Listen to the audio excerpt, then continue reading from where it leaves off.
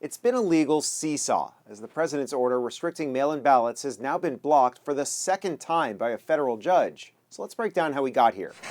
Back in March, President Donald Trump signed an executive order to restrict mail-in ballots, and this was immediately challenged by voting rights groups, which filed multiple lawsuits arguing that election laws are up to the states. A federal judge in Boston ultimately agreed, putting the order on hold.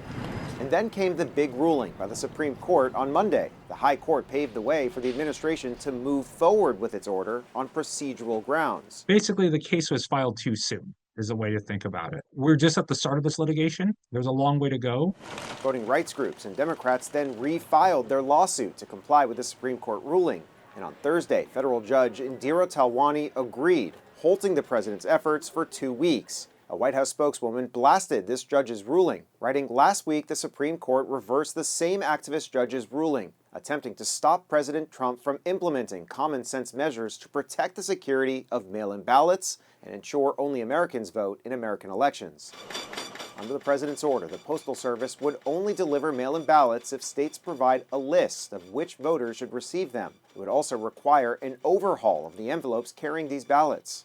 But election officials warn there's just not enough time to make a change like this, with the first mail-in ballots to overseas and military voters from North Carolina set to go out on Friday. It's redesigning absentee ballots in a number of states, again, in a matter of days, or it's getting election administrators, again, thousands of them, up to speed about how to submit their information for absentee ballots. And if this change does go into effect, it would have major impacts on U.S. elections because mail-in ballots are increasingly popular, with nearly a third of Americans using them in the last presidential election.